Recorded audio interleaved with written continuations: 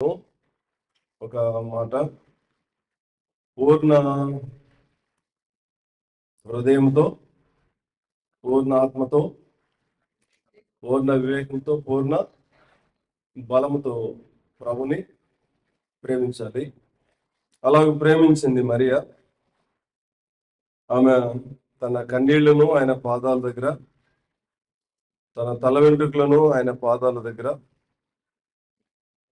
తన పెదవులను ప్రభు పాదాల వద్ద ఉంచింది.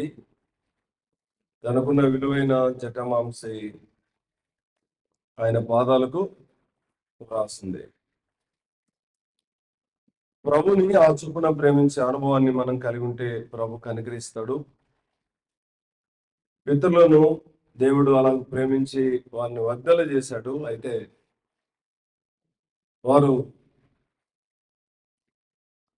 ఐశ్వర్యాన్ని ఘనతను పొందిన తర్వాత ప్రభుని ప్రేమించడం పూర్తిగా మానివేసి తమను తాము ప్రేమించుకున్న కారణాన్ని బట్టి మహిమగల దేవుడు ఇజ్రాయేలీయులను ఏం చేశాడు? నిన్న ఉదయం జ్ఞాపకం చేశాడు. ఏం చేశాడు? మట్టి కరిపించాడు. ఆకాశంలో ఉన్న వాళ్ళని మట్టి కరిపించాడు. చాలా దుఃఖాన్ని, బాధను కలిగించే పరిస్థితి కలిగించాడు. పాల కంటే తెల్లని వారు, పగడముల కంటే ఎర్రని వారు, నీలము వంటి దేహకాంతి కలిగిన వారు ఎలా అయిపోయారు? ముగ్గు కంటే నలుపు అయిపోయారు. సహోదరుల రైట్ చూడండి, దయచేసి దేవునితో ఎవరు తమాషాలు ఆడద్దు. టేక్ ఇట్ ఈజీగా తీసుకోవద్దు. ఏ విషయాలు కూడా ప్రభుకి మనం లోబడవలసినట్లుగా లోబడి అప్పగించుకుంటే ప్రభు తప్పగా కనికరిస్తాడు. తప్పగా కృపను, కనికరాన్ని మన ఏళ్ళ ఆయన విస్తరింప చేస్తాడు. కనుక మన భక్తి జీవితంలో ప్రభుని ప్రేమించడం మనం నేర్చుకోవాలి. యెరూషలేమును ఆయన పూర్తిగా ధ్వంసం చేశాడు. ఎంత అంటే భరించలేనంత బాధను ఆయన వారికి కలుగు చేశాడు. ప్రభు పిల్లలమైన మనం దేవుని వాక్యాన్ని మనం జ్ఞాపకం చేసుకుంటుండగా దేవుడు ఏమైనా చేయగలడు. విలాసవంతమైన కోటలో ఉన్న వారిని దేవుడు మంటిపాలు చేశాడు. కనుక భయం కలిగి మనం జాగ్రత్తగా ఉండాలి. వీళ్ళు మంటిపాలైపోతారు, ఇంకా వీళ్ళ పరిస్థితి, ఇంకా వీళ్ళని కాపాడే వాళ్ళు ఎవరు లేరు అన్నట్టుగా ఉన్న హిజ్కియా జీవితాన్ని దేవుడు ఏం చేశాడు?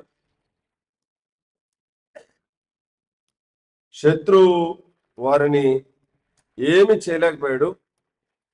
ఒక ఖడ్గం కానీ బాణం కానీ నీ పైన వేయలేరని ప్రభు చెప్పాడు. అలాగే వారు వెళ్ళిపోయారు. శత్రువుని ఆయన సంహరించాడు. 1,85,000 మందిని ఆయన సంహరించాడు. రెండవది, వారికి ఆహారం లేదు. ఆహారం లేని పరిస్థితుల్లో దేవుడు భూమి నుండి వారికి ఆహారాన్ని మొలిపించాడు. 2 సంవత్సరాలు ఆహారాన్ని ఇచ్చాడు. తర్వాత తనకి ఆయుష్కాలం ఇచ్చాడు. దానికి సూచనగా 10 గడులు సూర్యుడు వెనక్కి రావటం మనం చూస్తాం. తర్వాత కుమారుని కూడా ఇచ్చాడు. ప్రభుని ప్రేమించే అనుభవాన్ని కలిగిన వ్యక్తుల జీవితాల్లో దేవుడు ఆశ్చర్య కార్యాలు, అద్భుత కార్యాలు ఆయన చేస్తాడు. కనుక ఈ మాటలు మీరు మనసున ఉంచాలని మనం చేస్తా ఉన్నాను. దినవృత్తాంతముల మొదటి గ్రంథం 28వ అధ్యాయం. దినవృత్తాంతముల మొదటి గ్రంథం 28వ అధ్యాయం 9-10 వచనాలు నేను మళ్ళీ చదువుతున్నాను. సొలొమోనా, నా కుమారుడా, నీ తండ్రి యొక్క దేవుడైన యెహోవా అందరి హృదయములను పరిశోధించేవాడును, ఆలోచనలన్నింటినీ, సంకల్పములన్నింటినీ ఎరిగిన వాడునై ఉన్నాడు. నీవు ఆయనను తెలుసుకొని హృదయపూర్వకంగాను మనఃపూర్వకంగాను ఆయనను సేవించము. ఆయనను వెదికిన ఎడల ఆయన నీకు ప్రత్యక్షమగును. నీవు ఆయనను విసర్జించిన ఎడల ఆయన నిన్ను నిత్యముగా త్రోసివేయును. పరిశుద్ధ స్థలముగా ఉండుటకు ఒక మందిరమును కట్టించుటగా యెహోవా నిన్ను కోరుకున్న సంగతి మనసునకు తెచ్చుకొని ధైర్యం వహించి పని జరిగింపము. ధైర్యం వహించి పని జరిగింపము. దేవుని వాక్యాన్ని మనం జ్ఞాపకం చేసుకుంటా ఉన్నప్పుడు దావీదు తన కుమారునికి చాలా చాలా జాగ్రత్త ఈ భాగంలో తెలియజేశాడు. చాలా జాగ్రత్తలు ఆయన తెలియజేశాడు. నీవు ఆయనను తెలుసుకుని అంటాడు. నీవు ఆయన్ని తెలుసుకుని హృదయపూర్వకంగా మనపూర్వకంగా ఆయన సేవించము. ఆయన్ని తెలుసుకోనకుండా ఆయనకి లోబట్టం కానీ ఆయన్ని సేవించడం కానీ మనం చేయలేం. పర్సనల్ గా వ్యక్తిగతంగా ప్రభుని ఎరగవలసినట్టుగా ఎరగాలి. మనం ఎరగవలసినట్లుగా ఎరిగితే ప్రభుని సేవించగలం, ప్రభుని గణపరచగలం. అయితే తన కుమారుడైన దావీదు కొరకు 2 మాటలు ప్రార్థన చేశాడు ఈ లేఖనాల్లో. చూడండి 20వ వచనం. మరియు దావీదు తన కుమారుడైన సొలొమోనుతో చెప్పినదేమనగా, నీవు బలము పొంది ధైర్యం తెచ్చుకొని ఈ పని పూనుకొనుము, భయపడకొనుము, వెరవకొనుము. నా దేవుడైన యెహోవా నీతో కూడా ఉండును. యెహోవా మందిరపు సేవను గూర్చిన పనంతయు నీవు ముగించు వరకు ఆయన నిన్ను ఏమాత్రమును విడవకుండును. ఇక్కడ నీ జీవితకాలం అంతా విడవకుండును అని చెప్పుంటే బాగుండేది అనిపించింది. మందిరం పని ముగించే వరకు ఆయన నిన్ను విడవకుండును. 29వ అధ్యాయం 19వ వచనం కూడా చూడండి. నా కుమారుడా సొలొమోను, ఈ ఆజ్ఞలను, నీ శాసనములను, నీ కట్టడలను గైకొనుచు వాటన్నిటిని అనుసరించినట్లు నేను కట్టదలిచిన ఈ ఆలయమును కట్టించినట్లును అతనికి నిర్దోషమైన హృదయము దయచేయు. ఏ హృదయం? నిర్దోషమైన హృదయం. దావీదు ప్రార్థనలు, దావీదు సలహాలు చాలా అద్భుతంగా ఉన్నాయి. అయితే నాకు చాలా ఆశ్చర్యాన్ని, విస్మయాన్ని కలిగించిన కొన్ని సంగతులు నేను జ్ఞాపకం చేయాలని ఇష్టపడతా ఉన్నా. అదేమంటే, మందిరం సొలొమోను కట్టాడు, కానీ మందిరానికి సంబంధించిన కొలతలు కానీ, లెక్కలు కానీ, బంగారానికి సంబంధించినవి, వెండికి సంబంధించినవి మొత్తం మహిమగల దేవుడు దావీదుకే చెప్పాడు. ఆ సంగతులు కొద్దిగా నేను మీకు జ్ఞాపకం చేయాలని ఇష్టపడతా ఉన్నా. ఇక్కడ ముఖ్యమైన ఉద్దేశం ఏంటంటే, ప్రభువుని ప్రేమించి మనస్సును ప్రభువుకి అప్పగించుకుని ఆయన ప్రేమించే పిల్లల జీవితాల్లో దేవుడు ఎంతైనా చేయగలడు, ఎన్నైనా చేయగలడు. ఎంతైనా చేయగలడు, ఎన్నైనా చేయగలడు. ప్రభుని ప్రేమించవలసినట్లుగా మనం ప్రేమించే అనుభవంలోనికి మనం వస్తే ప్రభు తన విశేషమైన కృపను, కనికరాన్ని ఆయన మన ఏళ్ళ ఆయన విస్తరింప చేస్తాడు. చూడండి 11వ వచనం, 28వ అధ్యాయం 11వ వచనం. అప్పుడు దావీదు మంటపమునకును, మందిరము కట్టడకును, బొక్కసపు శాలకును, మేడ గదులకును, లోపల గదులకును, కరుణాపీఠపు గదికిని, యెహోవా మందిరపు ఆవరణమునకును, వాటి చుట్టూనున్న గదులకును, దేవుని మందిరపు బొక్కసమునకును, ప్రతిష్ఠిత వస్తువుల బొక్కసమునకును తాను ఏర్పాటు చేసి సిద్ధపరిచిన మచ్చులను తన కుమారుడైన సొలొమోనునకు అప్పగించెను. మచ్చులు అంటే కొలతలు. ఇవన్నీ ఎవరికి అప్పగించాడు? సొలొమోనుకి అప్పగించాడు. మీరు నాకెళ్ళి చూడాలి. ఈ మాటలు కొంచెం శ్రద్ధగా వినాలి. ఇవన్నీ దావీదుకి ఎలా తెలుసు? గొర్రెలు కాసుకునేవాడు. ప్రపంచంలో గొప్ప జ్ఞానులకి తెలియని సంగతులు దావీదుకి ఎలా తెలుసు? రహస్యమంతా ఇక్కడే ఉంది. మీరు కొంచెం మనసు పెట్టి మాటలు వినాలి. ఇవన్నీ దావీదుకి ఎలా తెలుసు? ఈ కొలతలు, ఈ లెక్కలు. ఇంకా జ్ఞాపకం చేస్తాను రండి. 13వ వచనం. మరియు యాజకులు, లేవీలు సేవ చేయవలసిన వంతుల పట్టియును, యెహోవా మందిరపు సేవను గూర్చిన పట్టియును, యెహోవా మందిరపు సేవోపకరణములు గుర్చిన పట్టిను దావీదు అతనికి అప్పగించెను. అద్భుతం అనిపించింది నాకైతే ఇది. ఇక్కడ చూడండి, ఏం పట్టి? 3 పట్టీలు ఉన్నాయి ఇక్కడ. ఏంటి? ఒకటి, యాజకులు ఏం చేయాలి? యాజకులు సేవ చేసే విధానం. ఇక్కడ చూడండి, పరిశుద్ధ స్థలములో ఎవరు ఉండాలి? ద్వారపాలకులుగా ఎవరు ఉండాలి? మందసం దగ్గర ఎవరు ఉండాలి? బలిపీఠం దగ్గర ఎవరు ఉండాలి? వేల మంది యాజకులు కదా, పాటలు పాడేవారు ఎక్కడ ఉండాలి? ఎంతమంది ఉండాలి? ఎటు చూడండి, ఏం చేశాడంట? నాకు చాలా ఆశ్చర్యాన్ని కలిగించే విషయం ఏంటంటే, పట్టి అంటే పట్టి ఏంటంటే చెప్పండి. సరుకులు పట్టి రాస్తారు కదా, మీరు రాస్తారా రాయరా? పట్టి పట్టి రాసి ఎవరు సేవ చేయాలి, యాజకులు ఎక్కడ ఉండాలి, లేవీలు ఎక్కడ ఉండాలి, డీటెయిల్స్ అన్ని పట్టి మొత్తం రాసి, సొలొమోనుకి అసలు వాస్తవం ఏం తెలియదు. రాసిచ్చిన మెజర్మెంట్స్ ప్రకారం కట్టగలిగాడు, కానీ ఆ కొలతలన్నీ రాసిచ్చింది ఎవరు? దావీదు. కొలతలన్నీ రాసిచ్చింది దావీదు. ఆ భాగాన్ని మనం జ్ఞాపకం చేసుకుంటా ఉన్నప్పుడు 13వ వచనంలో సేవ చేయవలసిన యాజకులు లేవీలకు సంబంధించిన పట్టి, యెహోవా మందిరపు సేవను కూర్చిన పట్టి, సేవ ఎలా చేయాలి, ఏ పద్ధతిలో చేయాలి, దానికి సంబంధించిన పట్టి. ఇంకా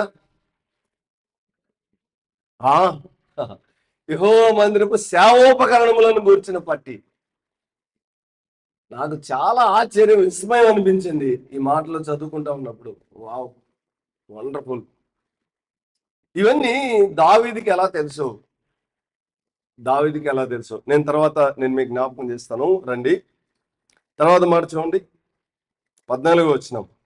మరియు ఆయా సేవా క్రమములకు కావలసిన బంగారపు ఉపకరణములన్నీ చేయుటకై ఎత్తు ప్రకారము బంగారమును, జాగ్రత్తగా ఉండండి, ఎత్తు ప్రకారం బంగారమును, ఆయా సేవా క్రమములకు కావలసిన వెండి ఉపకరణములన్నిటి చేయుటకై ఎత్తు ప్రకారము వెండిని దావీదు అతనికి అప్పగించెను.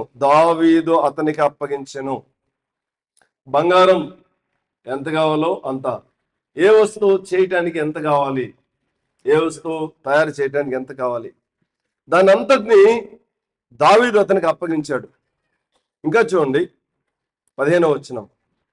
బంగారు దీపస్తంభమునకు, వాటి బంగారు ప్రమిదలకును, ఒక్కొక్క దీపస్తంభమునకును దాని మీద ప్రమిదలకును కావలసినంత బంగారపు ఎత్తు ప్రకారముగాను, వెండి దీపస్తంభములకు ఒక్కొక్క దీపస్తంభమునకు దాని ప్రమిదలకు కావలసినంత వెండిని ఎత్తు ప్రకారంగాను, సన్నిధి రొట్టెలు ఉంచుటకై ఒక బల్లకు కావలసినంత బంగారమును ఎత్తు ప్రకారంగాను, వెండి బల్లకు కావలసినంత వెండిని, ముండ్ల కుంకులకు, గిన్నెలకు, పాత్రలకు కావలసినంత అచ్చ బంగారమును, బంగారపు గిన్నెలలో ఒక్కొక్క గిన్నెకు కావలసినంత బంగారు ఎత్తు ప్రకారంగాను, వెండి గిన్నెలలో ఒక్కొక్క గిన్నెకు కావలసినంత వెండిని ఎత్తు ప్రకారంగాను, ధూపపీఠమునకు కావలసినంత పొటము వేయబడిన బంగారమును ఎత్తు ప్రకారంగాను, రెక్కలు విప్పుకొని యెహోవా నిబంధన మందసమును కప్పు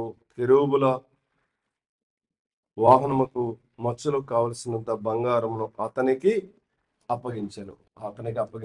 చూడండి, ఏ టు జెడ్ అంటే దేనికి ఎంత కావాలి, దేనికి ఎన్ని కిలోలు కావాలి, దేనికి ఎంత బంగారం కావాలి, ఇవన్నీ ఎవరు అప్పగించారు? సొలొమోనుకి. చూడండి, మీరు నాకెళ్ళి చూడండి. నేను నిన్న మొన్నటి వరకు ఏమనుకున్నానంటే సొలొమోను సూపర్ అనుకున్నాను, కానీ దేవుడు కొన్ని సంగతులు తెలియజేసిన తర్వాత ఇప్పుడు ఎవరు సూపర్ అనిపించారంటే దావీదే సూపర్ అనిపించాడు. దావీదు తప్పు చేశాడు.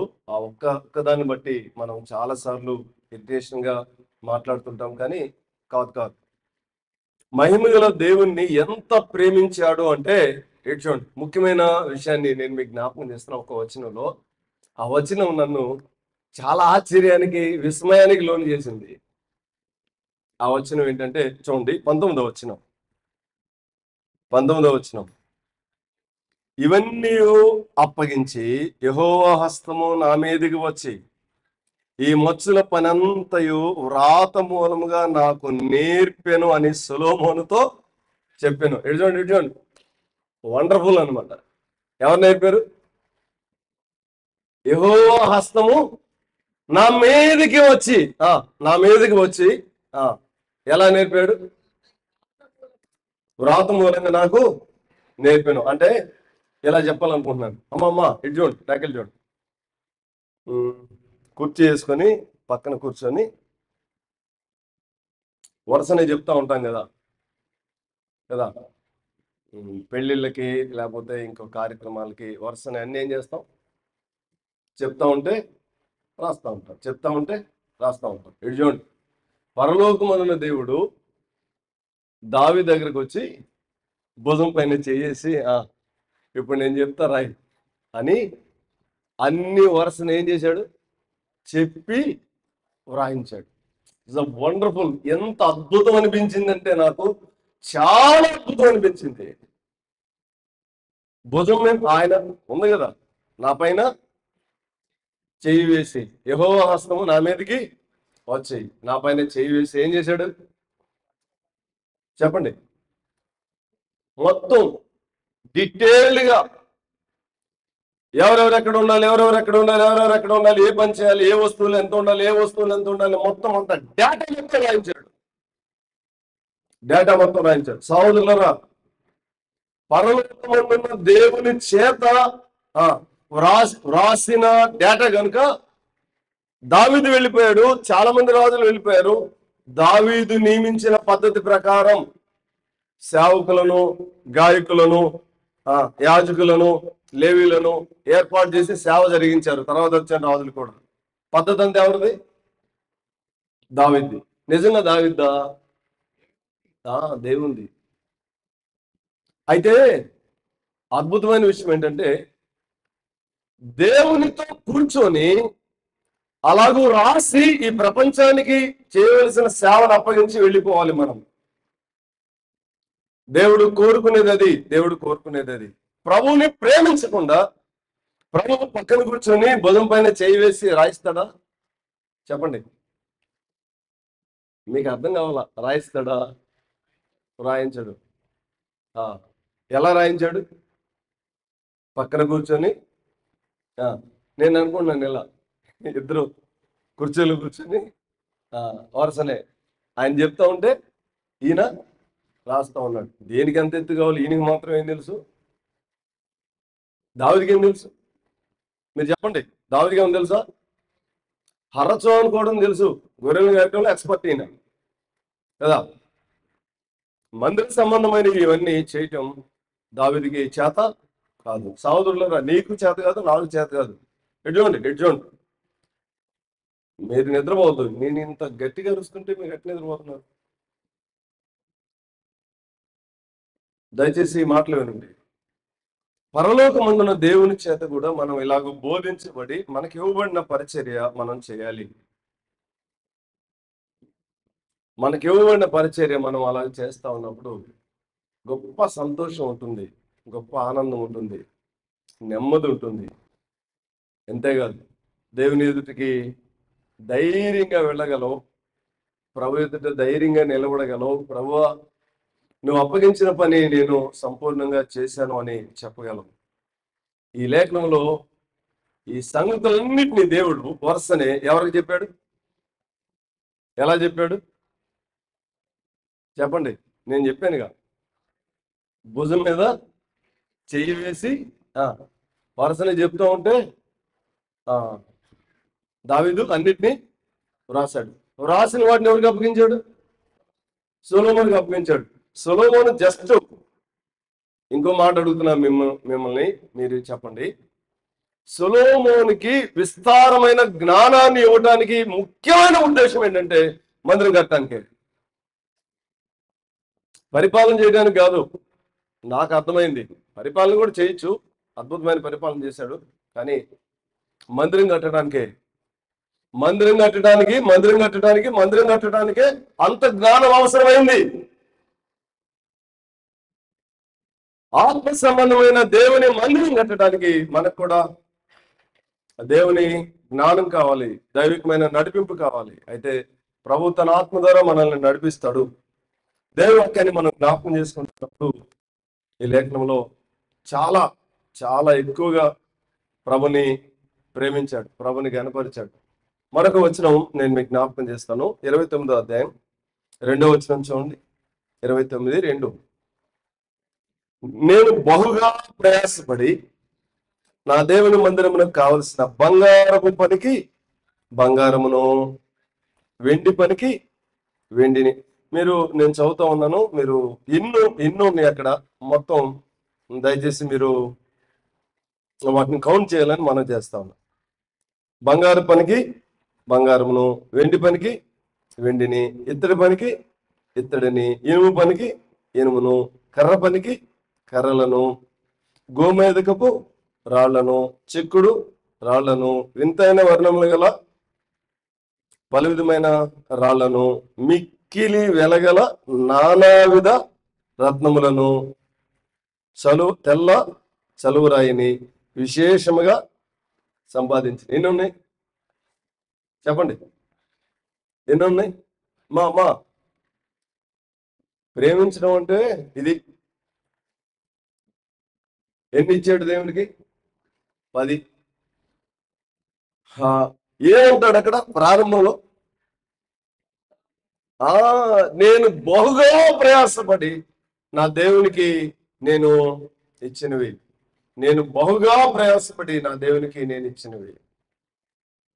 ప్రభుని ప్రేమించి ప్రభుకి అద్భుతమైన పరిచర్య కొరకు తన దాసుడు ఇచ్చినవి. దేవుని పిల్లలమైన మనం ఈ లేఖనాన్ని మనం జ్ఞాపకం చేసుకుంటా ఉన్నప్పుడు ఇందులో ఒక మాట జ్ఞాపకం చేస్తాను. చూడండి, ఒక మాట, మిక్కిలి వెలగల నానావిధ రత్నములు. మిక్కిలి వెలగల నానావిధ రత్నములు. కోహినూర్ డైమండ్ కాస్ట్ ఎంత వినబడుతుందా మీకు? కోహినూర్ డైమండ్ కాస్ట్ ఎంత? 100 కోట్ల, 1000 కోట్ల కదా? ఎన్ని సంపాదించాడు? మిక్కిలి వెలగల నాణ్యతని ఎవరి కొరకు సంపాదించాడు? దేవుని మందిరం కొరకు. దేవుని మందిరం కొరకు సంపాదించినవన్నీ సులభానికి ఇవ్వడానికి కాదు, దేవుని మందిరం కొరకు. అందుకే పరలోకమందున దేవుడు అన్ని 1 by 1 కష్టపడి సంపాదించాడు. 10 కోట్ల మణుగుల వెండి. ఒక మణుగుకి 12 కేజీలు. 10 కోట్ల మణుగులు అంటే ఎంత పెద్ద విశేషమైన సంపద.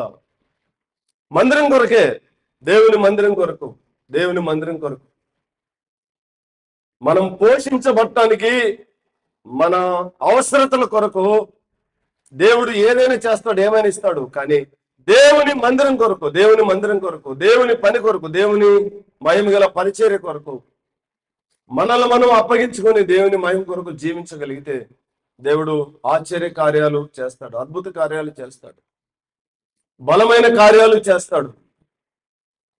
ప్రభునందు ప్రియమైన సహోదరి సహోదరులరా, ప్రభుని ఇంతగా ప్రేమించాడు కనుక ఇంత విస్తారంగా ఇవ్వగలిగాడు. చాలా మంది పండితుల అభిప్రాయం ఏంటంటే, దావీదు దేవుని కొరకు సంపాదించిన రాళ్లలో కొన్ని రాళ్లను కలెక్ట్ చేస్తే దేశాలను కొనేయచ్చట. దేశాలను కొనేయచ్చప్పుడు అంత విస్తారంగా దేవుని కొరకు సమకూర్చాడు. అందుకే అతడు దేవుని కొరకు కష్టపడి సమకూరుస్తా ఉంటే నాకు భలే సంతోషం అనిపించింది. పరలోకం ఉన్న దేవుడు ఇంకా అక్కడ కూర్చోలేకపోయాడు. వచ్చి దావీదుతో భుజం పైన చేసి కూర్చొని, సరే ఇదిగో మందిరానికి ఇలా ఇలా ఈ వస్తువులు కావాలి, ఈ వస్తువులు కావాలి, ఈ వస్తువులు కావాలి, వెండి ఇంత, బంగారం ఇంత, కెరూబులకింత, గంగాళాలకింత, పాత్రలకింత, ఇంత ఇంత ఇంత ఇంత అని డీటెయిల్డ్గా ఆయన చెప్తా ఉంటే ఈయన రాస్తా ఉన్నాడు. ఆయన చెప్తా ఉంటే ఈయన రాస్తా ఉన్నాడు. రాసిన పట్టి తన కుమారునికి అప్పగించాడు.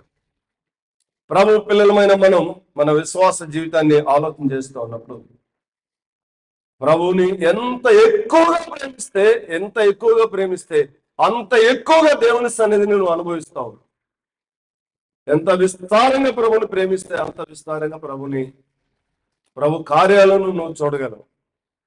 దేవుని వాక్యంలో మనం గమనిస్తాం. చూడండి, నిర్గమకాండం చూడండి ఒక మాట. నేను కొంచెం తేలిగ్గా ఈ విషయాలు జ్ఞాపకం చేస్తా ఉన్నా. 31వ అధ్యాయం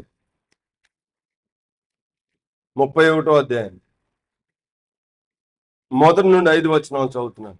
మరియు యెహోవా మోషేతో ఇట్లనెను, చూడుము, నేను యూదా గోత్రంలో హూరు మనవడును ఊరు కుమారుడైన బెసలేలను పేరుగల వాడిని పిలిచి తిని విచిత్రమైన పనులు కల్పించుటకును, బంగారంతోనూ వెండితోనూ ఇత్తడితోనూ పని చేయుటకు, పొదుగుటకై రత్నములను సానబెట్టుటకును, కర్రను కోసి చెక్కుటకును, సమస్త విధములైన పనులు చేయుటకును, జ్ఞాన విద్య వివేకమును సమస్తమైన పనులు నేర్పును వానికి కలుగునట్లు వానిని దేవుని ఆత్మపూర్ణునిగా చేసి ఉన్నాను.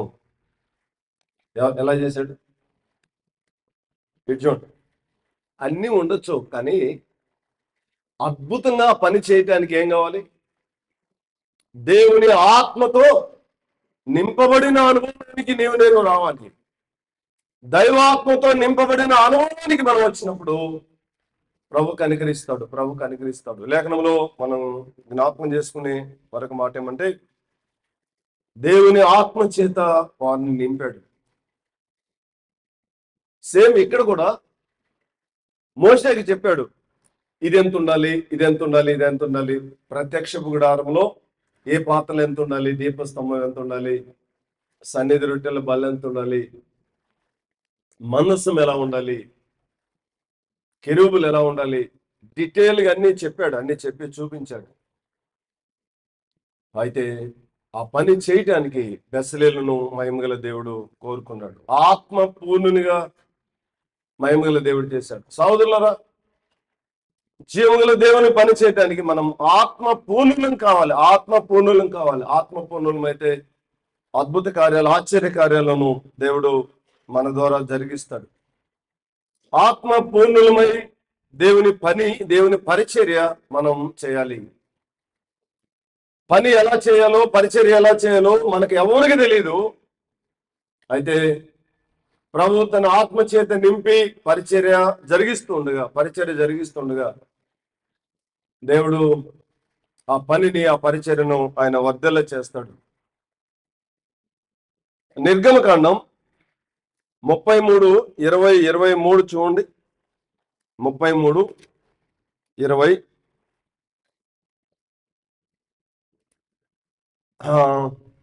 లేక 34:29 చూడండి.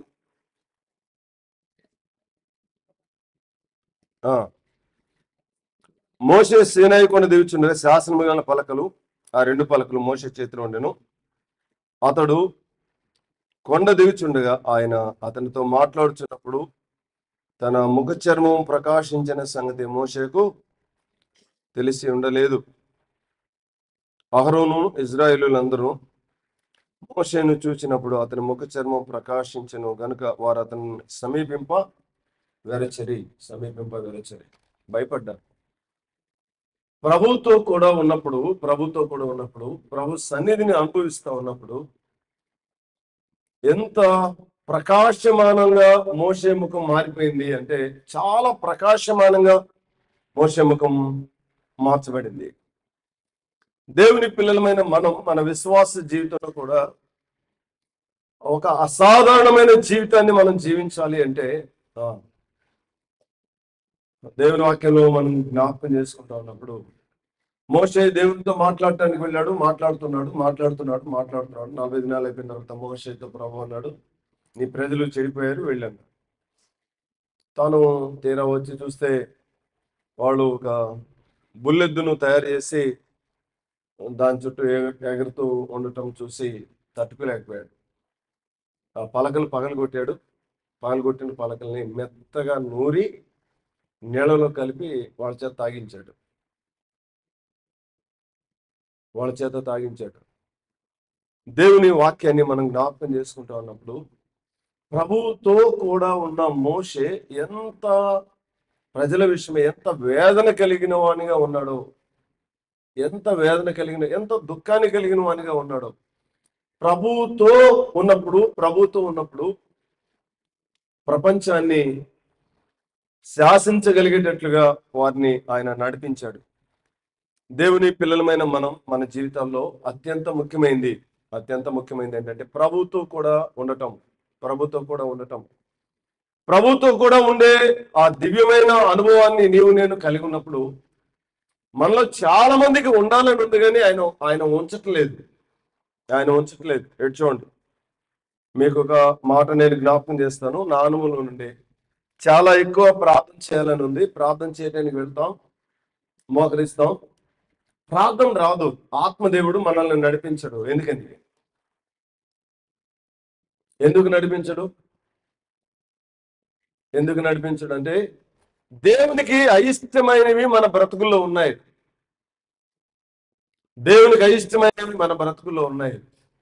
అవి దేవునికి నిన్ను నన్ను అడ్డంగా వచ్చి నిలబడతాయి. యెషయా గ్రంథంలో ప్రభు చెప్పాడు కదా, మిమ్మల్ని చూడలేకుండానట్లు నాకు కన్నులు లేకుండా లేవు, చెవులు లేకుండా లేవు, వినకుండా ఉండటానికి మీ దోషములు మీకును నాకును అడ్డుగా వచ్చాను, కనుక మీరు నా సన్నిధిని అనుభవించలేకపోతున్నారని ప్రభు చెప్పాడు. చాలా సార్లు దేవుని సన్నిధిలో ఉండాలని మనందరికి ఉంటుంది, కానీ నేను అనుకుంటున్న చిన్న చిన్న దోషాలే, చిన్న చిన్న పాపాలే చాలా అడ్డవుతాయి దేవుని సన్నిధికి. దేవుని వాక్యాన్ని మనం జ్ఞాపకం చేసుకుంటా ఉన్నప్పుడు కొరింథీయులకు రాసిన మొదటి పత్రిక 3వ అధ్యాయం 10వ వచనం చూడండి. కొరింథీయులకు రాసిన మొదటి పత్రిక 3వ అధ్యాయం.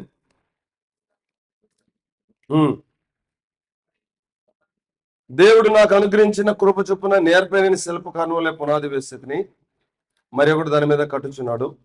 ప్రతివాడును దాన్ని ఎలాగూ కట్టుచున్నాడో జాగ్రత్తగా చూచుకొని ఉన్నాం. వేయబడిన తప్ప మరి ఒక పునాది ఎవడును వేయనేరుడు. ఈ పునాది యేసుక్రీస్తే. ఎవడైనను ఈ పునాది మీద బంగారము, వెండి, వెలగల రాళ్ళు, కర్ర, గడ్డి, కొయ్యకాలు మొదలైన వాటితో కట్టిన ఎడల వాని పని కనబడును. ఆ దినమున దాన్ని తేటపరచును. అది అగ్ని చేత బయలుపరచబడును. మరియు వాని పని నీటిదో దాన్ని అగ్నియే పరీక్షించును. పునాది మీద ఒకడు కట్టిన పని నిలిచిన ఎడల వాడు జీతము పుచ్చుకొను. ఒకని పని కాల్చివేయబడిన ఎడల వానికి నష్టము కలుగును. అతడు తన మట్టుకు రక్షింపబడును, గాని అగ్నిలోని తప్పించుకొని రక్షింపబడును. ఇక్కడ మహిమగల దేవుడు ఒక అద్భుతమైన పద్ధతిని నియమించాడు. ఇక్కడ పౌలు గారు అంటాడు, నేర్పరి అయిన శిల్పకారుని వలె నేను పునాది వేసి తిని. ప్రభువుతో కూడా కలిసి నడిచే అనుభవాన్ని కలిగిన వ్యక్తిగా ఎప్పుడైతే పౌలు ఉన్నాడో, పౌలు గారి ద్వారా దేవుడు అద్భుతమైన పరిచర్యను కట్టడానికి ఇష్టపడ్డాడు. అయితే ఈ భాగంలో నేను జ్ఞాపకం చేసే ఒక 2 తలంపులు ఏంటంటే, వెండి, బంగారము, వెలగల రాళ్ళు, కర్ర, గడ్డి, కొయ్యకాలు. పరీక్షించేది ఏంటి?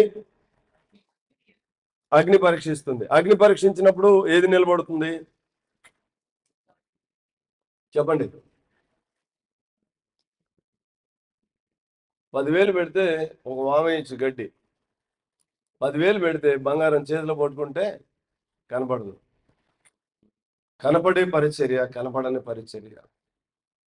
జీవితాన్ని కట్టుకొని కట్టుకునే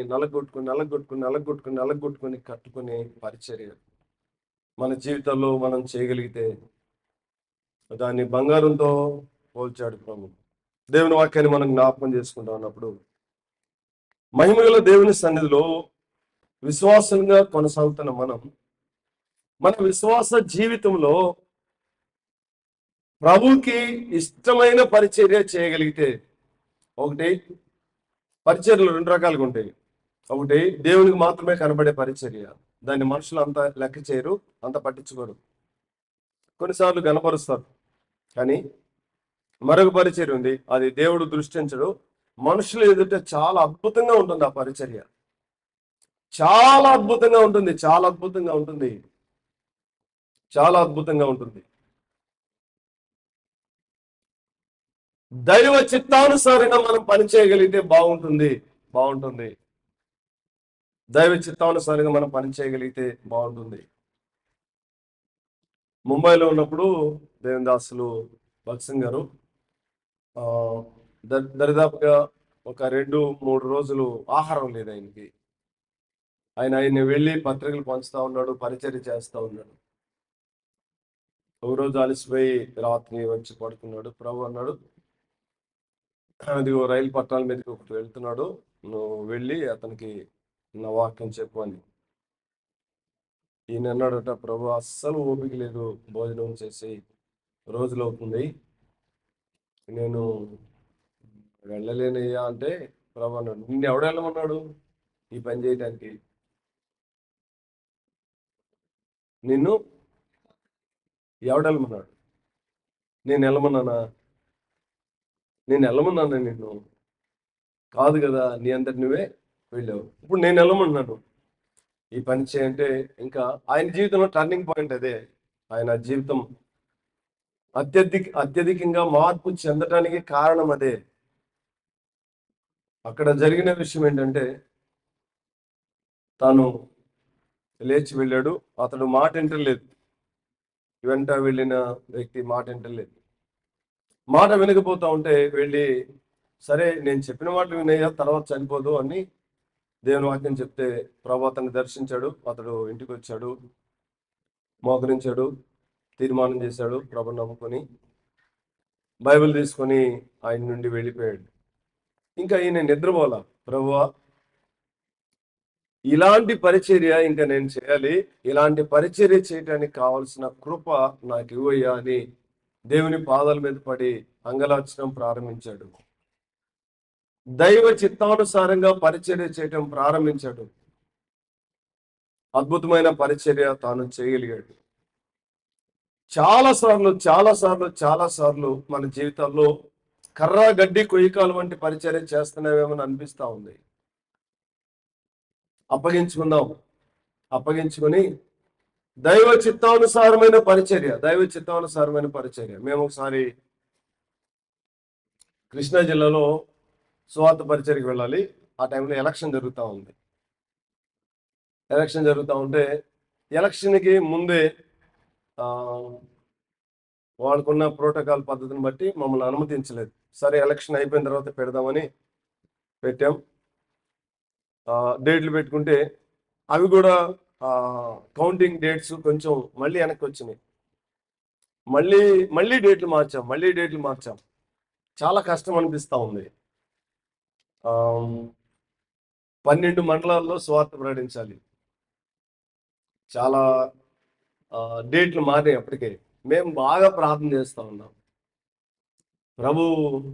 మేము ప్రార్థన చేస్తూ ఉండగా ఒకసారి చాలా క్లియర్గా మాట్లాడాడు, మీరు బయలుదేరి వెళ్ళండి, భయపడవద్దు, నా పని చేయడానికి వెళ్ళండి అని. ఇంకంతే, ప్రార్థన చేస్తున్న సహోదరులు అందరం కలవరిపోయాం.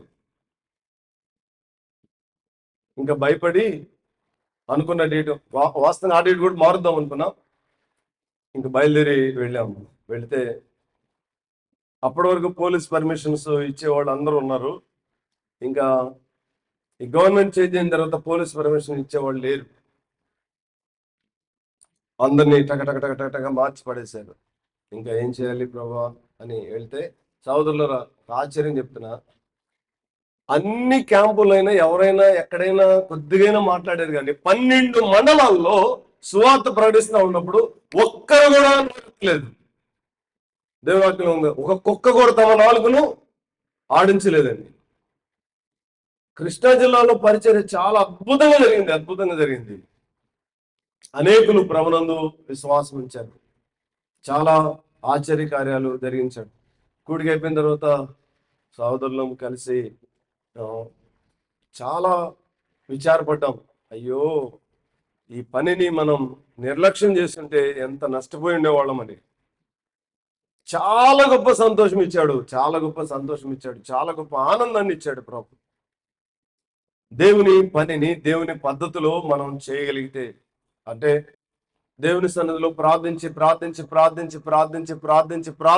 పని చేయగలిగితే దేవుడు గొప్ప కృపనిస్తాడు. మార్పులు చేర్పులు కావాలన్నా మార్పులు చేర్పులు ఆయన తెలియజేస్తాడు. మనం ఆయనకు అప్పగించుకొని ఆ పని చేయగలిగితే ప్రభు కృపనిస్తాడు. ప్రభుని ప్రేమించే అనుభవాన్ని మనం కలిగి ఉంటే నేర్పరి అయిన శిల్పకారుడా పౌలు గారు, మీరు చెప్పండి. మీకు అందరికి అర్థం కావాలి. ఓ సోదరులారు, ఇటు చూడండి. పౌలు గారు నేర్పరి అయిన శిల్పకారుడా?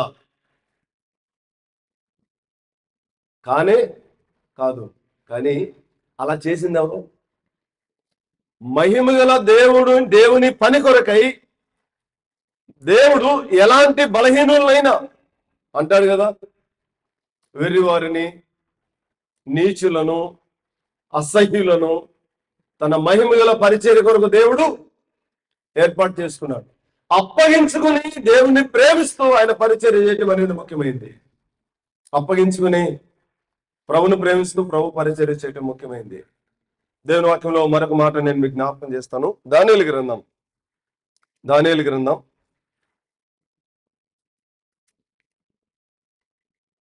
2వ అధ్యాయం 18-19 చూడండి.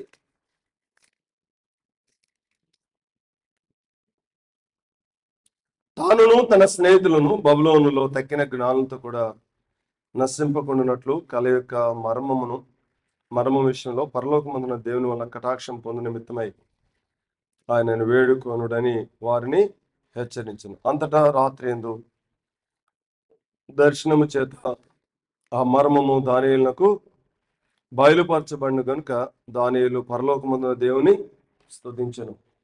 ప్రభువుతో కూడా ఉన్నప్పుడు లోకానికి అర్థం కానివి, లోకానికి తెలియనివి దేవుడు తన పిల్లలమైన మనకు తెలియజేస్తాడు.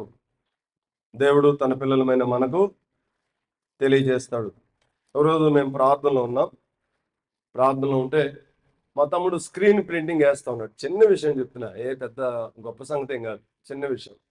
ప్రార్థన చేస్తా ఉన్నప్పుడు స్క్రీన్ ప్రింటింగ్ ఫెయిల్ అయిందనే విషయాన్ని ప్రభు నాకు చూపించాడు. ఇంకా వాడు పాపం హడావుడిగా వెళ్తా ఉన్నాడు. బజార్ని వెళ్తా ఉంటే అంటే మళ్ళీ వేయటానికి, మళ్ళీ స్క్రీన్ తెచ్చుకోవడానికి వెళ్తా ఉంటే నేను కూడా ఆ టైంలో ఇంటికి వెళ్తా ఉంటే కనపడ్డాడు. ఎరా, స్క్రీన్ ప్రింటింగ్ ఫెయిల్ అయిందా అన్నా. అంటే నీకు ఎలా తెలుసు అన్నాడు. నీకు ఎలా తెలుసు? వాడు వెళ్ళేవాడు ఆగిపోయి, ఏంటన్నయ్య నీకు ఎలా తెలుసు అన్నాడు. అది ఫెయిల్ అయిందా అన్నా. మళ్ళీ అవును ఫెయిల్ అయింది. నేను ఇంట్లో స్క్రీన్ ప్రింటింగ్ వేసుకుంటా ఉంటే నా స్క్రీన్ ప్రింటింగ్ ఫెయిల్ అయిందనే సంగతి నీకు ఎలా తెలుసు అన్నాడు. ఎలా తెలిసింది? చచ్చిన కుక్కలు అంటుండి నాకెలా తెలిసింది కదా. తెలియజేయాల్సింది ఎవరు? చిన్న చిన్న విషయాలు మనం దేవునికి దగ్గరగా వెళ్ళే కొలది, క్లోజ్ గా ప్రభుత్వం ఉండే కొలది, ప్రభుని ప్రాణం కంటే ఎక్కువగా ప్రేమించే కొలది అసమానమైన కార్యాలను దేవుడు చూపిస్తాడు. వాస్తవంగా వాడికి మరణశాసనం జారీ అయింది, చంపేయాలి వాళ్ళని. అయితే టైం అడిగి వచ్చి ప్రార్థన చేస్తూ ఉండగా దేవుడు విషయాన్ని తెలియజేశాడు, సంగతి తెలియజేశాడు. ఆ సంగతి అంతటిని బట్టి చాలా సంతోషించాడు, చాలా ఆనందించాడు. దేవుని వాక్యాన్ని మనం జ్ఞాపకం చేసుకుంటా ఉన్నప్పుడు చూడండి, మరొక మాట జ్ఞాపకం చేస్తాను.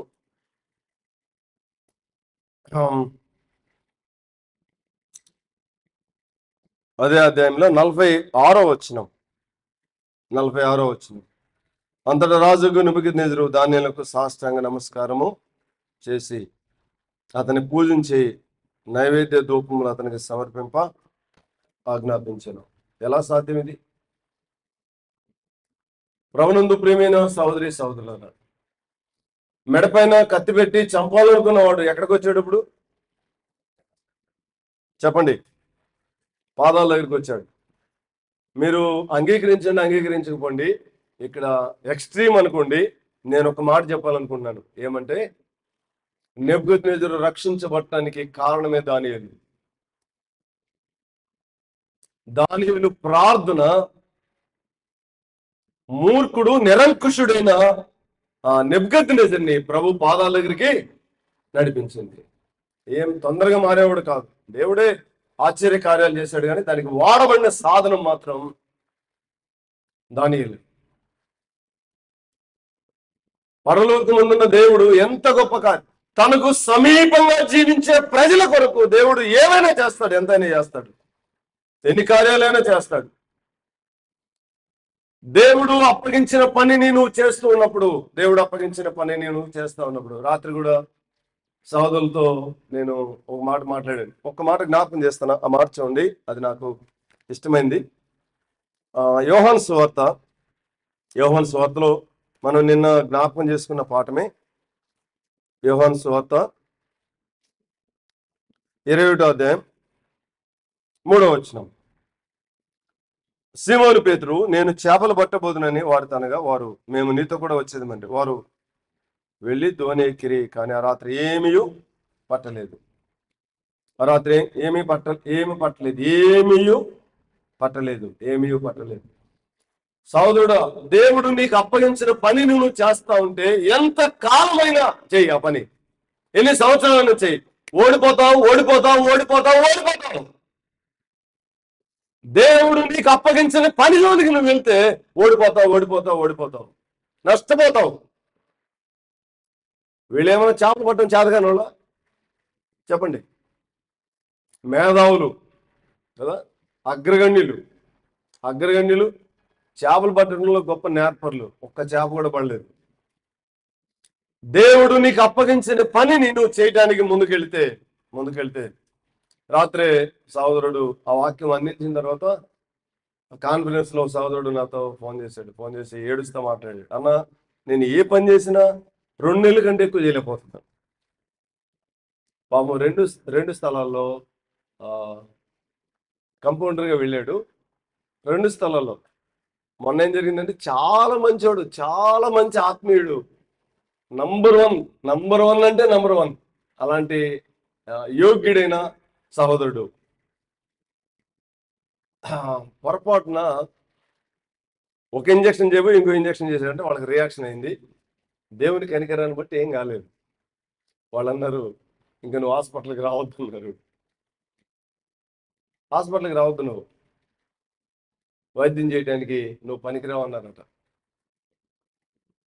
వాళ్ళన్న మాట కాదు, కానీ చాలా బాధపడుతూ చెప్పాడు, సహోదరుడా ప్రార్థన చేయి, 1 రోజు 2 రోజులు 3 రోజులు 4 రోజులు ఎక్కువ రోజులైనా ప్రార్థన చేయి. ప్రభు తన ఆత్మ ద్వారా నిన్ను నడిపిస్తాడు. ఆత్మ ద్వారా నడిపించిన పని మాత్రమే చెయ్యి, దానికి ఆయన జవాబు చెప్తాడు. ఆ పనిలో ఎన్ని ఆటంకాలు వచ్చినా, ఎన్ని అభ్యంతరాలు వచ్చినా, ప్రభువా ఈ పని ఇచ్చింది నువ్వేగా, అడుగు, జవాబు చెప్తాడు. కానీ దేవుడు పనిచ్చే వరకు కనిపెట్టుకుని ఎదురు చూడు. వీరు దేవుడు ఇవ్వని పనిని చేశారు. ఏమయ్యారు?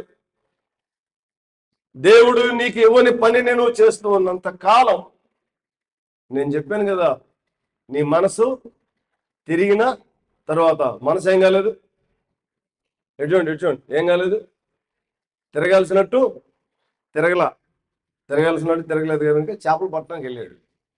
మనుషులు పట్టడానికి దేవుడు నియమిస్తే ఎక్కడికి వెళ్ళాడు? చేపలు పట్టడానికి. మన మనసు తిరగకుండా దేవుని మహిమ కొరకు మనం జీవించడం కష్టసాధ్యం. మన మనసు తిరగాలి. సహోదరుడా, నీవు సేవలో కానీ, పరిచర్లో కానీ, మీరు ఎవరైనా కానీ, మన మనసు తిరగవలసినట్లు తిరగకపోతే, సమస్య వచ్చింది దానియేలుకి. సమస్య వచ్చినప్పుడు ఎక్కడికి వెళ్ళాడు? దేవుని పాదముల దగ్గరికి వెళ్ళి అంగలారుస్తూ ప్రార్థన చేశాడు. అంగలారుస్తూ ప్రార్థన చేయగా ప్రభు ఏం చేశాడు? విశేషమైన కృపనిచ్చాడు. విశేషమైన కృపనిచ్చాడు. నా టైం అయిపోయింది. నేను ముగిస్తా ఉన్నా ఈ మాటలు. పేతురు కానీ, దానియేలు కానీ, పౌలు గారు కానీ, మోషే కానీ, దావీదు కానీ, మరి ఎవరైనా ప్రభువుకి సమీపంగా వచ్చి ప్రభువుని ప్రేమించినప్పుడు మాత్రమే విజయవంతమైన జీవితాన్ని జీవించారు. సేవలో, పరిచర్యలో అద్భుతమైన ఫలితాలు నేను చూడాలి అంటే ప్రభుని ప్రేమించాలి. ప్రభుని ప్రేమించే అనుభవంలోనికి వస్తే అది ఎలా ప్రేమించాలి చెప్పండి? పూర్ణ హృదయంతో. ఈ మాటికి చెప్పాలంటే కొంచెం కష్టంగా ఉంది నాకు కూడా. ఎలా? పూర్ణ హృదయంతో, పూర్ణ ఆత్మతో, పూర్ణ వివేకంతో, పూర్ణ బలముతో. ఈ నాలుగిటికి సంబంధించిన ఏదన్నా టెస్ట్ చేసే మిషన్ ఒకటి పెట్టి అక్కడ సహోదరులారా, సహోదరులారా, ఆరాధన చేయడానికి రండి అని పెడితే ఎంతమంది వస్తారు? అన్ని మనం రాగానే అన్ని 4 సెక్షన్లు రెడ్ లైట్లు వెలుగుతున్నాయి అనుకోండి. ఈ 4 సెక్షన్లు రెడ్ లైట్ వెలుగుతున్నాయి అనుకోండి. ఎలా ఉంటుంది చెప్పండి? ఉదాహరణకి అన్న పెద్ద సేవకుడు వచ్చి వాక్యం చెప్తాడని ఎవరొకరి గురించి ప్రకటన చేశాం. ఆయన రాగానే 4 రెడ్ లైట్లు వెలుగుతున్నాయి అనుకోండి. ఎలా ఉంటుంది చెప్పండి? ఎలా ఉంటుంది? సంతోషంగా ఉంటుంది ఎవరికైనా. మన జీవితంలో పరలోకం ఆశించేది మనం ప్రభుకి ఇవ్వగలిగితే, మనం ఇవ్వగలిగితే ప్రభు అద్భుతమైన కృపనిస్తాడు. ఏ విషయంలో మాటికి నువ్వు పడిపోతా ఉన్నావో, తొలగిపోతా ఉన్నావో, తప్పిపోతా ఉన్నావో దాని విషయమై ప్రభు పాదాల పైన పడి ఏడవగలిగితే, ప్రభు పాద సన్నిధిలో కన్నీరు కార్చగలిగితే ప్రభు కృపనిస్తాడు. నాకు ఆశ్చర్యాన్ని, సంతోషాన్ని కలిగించిన విషయం ఏంటంటే దావీదు జీవితం. దావీదు పైన దేవుడు ఏం చేశాడు? చెయ్యి వేసి ఏం చెప్పాడు? మొత్తం మందిరానికి కావలసిన మొత్తం A to Z మొత్తం ఈ విషయాలన్నీ సొలొమోనుకి దేవుడు చెప్పలేదు. సొలొమోనుకి దావీదే అప్పగించాడు. సొలొమోను కట్టాడు అంతే. కొలతలు, లెక్కలు, మొత్తం ఎత్తు, పాత్రలు, వీటన్నిటినీ దేవుడు, మహిమగల దేవుడు పిన్ టు పిన్ దావీదుకి తెలియదు. అక్షరార్థ మందిరానికి అన్ని కొలతలు, అన్ని లెక్కలు ఇస్తే, ఆత్మ సంబంధం మందిరానికి మహిమగల దేవుడు ఎంత శ్రద్ధ తీసుకుంటాడు. ఆ మందిరానికి ప్రాణదానం చేయలేదు. ప్రాణదానం చేశాడు జీవంగల దేవుని సంఘం కొరకు. మహిమగల దేవుడు ఎంత శ్రద్ధ తీసుకుంటాడు. అప్పగించుకొని ప్రభుని ప్రేమించే అనుభవంలోనికి వద్దాం. ఎప్పుడైతే ప్రభుని ప్రేమించే అనుభవంలోనికి వారు వెళ్ళారో అద్భుతాలు చూడగలిగారు. వారి జీవితంలో గొప్ప సంతోషం. చూడండి, దావీదుని పక్కన కూర్చోబెట్టుకుని భుజం పైన చెయ్యి వేసి దేవుడు మాట్లాడి మొత్తం రాయించాడు. ఇప్పుడు కొడుకును పక్కన కూర్చోబెట్టుకుని దేవుని దగ్గర నుండి పొందిన వాటిని దావీదు సొలొమోనుకి అప్పగించాడు. అప్పగించిన దాన్ని అక్షరాల నెరవేర్చాడు. ఎవరు? సొలొమోను. ఏర్పడింది? అద్భుతమైన సువర్ణ దేవాలయం, అద్భుతమైన దేవాలయం ఏర్పడింది. దేవుని చేతిలో మనం వాడబడుతున్నప్పుడు ప్రభునందు ప్రియమైన వాళ్ళరా, పలాని గ్రామానికి వెళ్ళు, పలాని స్థలానికి వెళ్ళు అని ప్రభువే ఈ పరిచర్యను, పనిని అప్పగించేవాడు. భయపడద్దు. పలాని ఊరికి వెళ్ళు అని ప్రభు నీకు చెప్తే నువ్వేం భయపడద్దు. చెప్పిన ఆయన ఏం చేస్తాడు? అన్నిటినీ సమకూరుస్తాడు, అన్నిటినీ ఇస్తాడు. దైవ చిత్తానుసారంగా మనం పని చేయగలిగితే దేవుడు అద్భుతమైన కృపను మనకు అనుగ్రహిస్తాడు. రేపు ఆ పని చేసిన తర్వాత రేపు నిత్యత్వానికి వెళ్ళినప్పుడు ప్రభువా నువ్వు అప్పగించిన పని నేను నమ్మకంగా చేశాను. నమ్మకంగా చేశాను. 30 దంతులు, 60 దంతులు, 100 దంతులు గొప్ప ఫలాన్ని పొందుతాం. అతి కృప మహిమ గల దేవుడు మన ఇలా విస్తరింప చేయను గాక. తల వంచండి, ప్రార్థిద్దాం. కనికరము గల తండ్రి, నీ పరిశుద్ధ పాదములకు స్తోత్రాలు, వందనాలు చెల్లిస్తున్నాము. ఎంతో గొప్ప నమ్మదగిన దేవుడు నైనా. నీ పరిశుద్ధ పాదములకై స్తోత్రములు వందనములు చెల్లిస్తున్నాము. నైనా దావీదుకు ఒక్కనికి మాత్రమే కాదు, మోషేను అలా కూర్చోబెట్టుకొని ప్రభువా మందిరం ప్రత్యక్షపు గుడారం ఎలా ఉండాలో డీటెయిల్స్ అన్నీ తెలియజేశావు. మందిరం ఎలా ఉండాలో ముందుగానే చూసిన వాడు నీ దాసుడైన దావీదు. నాయనా ఎంత ఆశ్చర్యం! మందిరం ఎలా కట్టాలో అప్పగించావు నీ దాసుడైన పౌలు గారికి. నేర్పరి అయిన శిల్పకారునులే నేను పునాది వేసేది అన్నాడు. ప్రభువా నీ పిల్లలమైన మేము కూడా మీ చేత బోధించబడి, మీ చేత ఉపదేశించబడి, మీ ఆత్మ చేత ప్రభువా మీ వాక్యం చేత జీవితాలను పరిచర్యను కట్టుకోవటానికి మాకు నేర్పించండి. కృపను కనికరాన్ని మీరు మా ఇళ్ళ విస్తరింప చేయండి. నీ దాసులు ఏర్పాటు చేసిన ఈ పనిని పరిచర్యను నీ కృపలో జ్ఞాపకం చేసుకుని దీవించమని మహిమా స్వరూపి అయిన యేసయ్య పరిశుద్ధ నామములో ప్రార్థన చేసి వేడుకుంటాం తండ్రి. ఆమేన్.